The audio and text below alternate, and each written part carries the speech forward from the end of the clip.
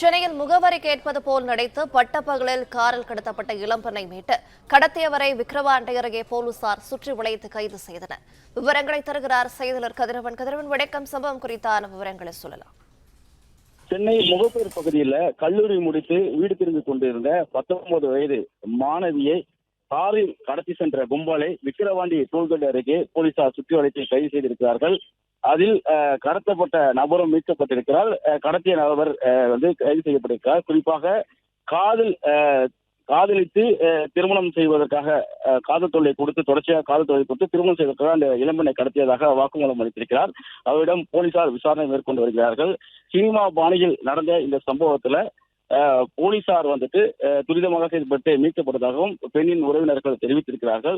குறிப்பா சிறு வயதுல வீட்டின் அருகே வசித்து வந்த நபர் அந்த பெண்ணின் மீது காதல் கொண்டதாகவும் தொடர்ந்து காதல் டார்ச்சர் கொடுத்து வந்த நிலையில தற்போது திருமணம் செய்வதற்காக ஒரு பெண்ணை அழைத்து வந்து பருதா அணிந்து முகவரி கேட்பது போல அந்த இளம்பெண் நடந்து வரும்போது அவரை காரில் கடத்தி சென்றிருப்பதும் அங்க இருக்கக்கூடிய பொதுமக்கள் கொடுத்த தகவலின் பேரில் காரில் பதிவெண்ணை வைத்து டோல்கேட்டில் தகவலை தெரிவித்து விக்கிரவாண்டி அருகே அந்த வாகனத்தை அவர்கள் தடுத்து நிறுத்தியிருக்கிறார்கள். போலீசார் தடுத்து நிறுத்தியிருக்கிறார்கள்.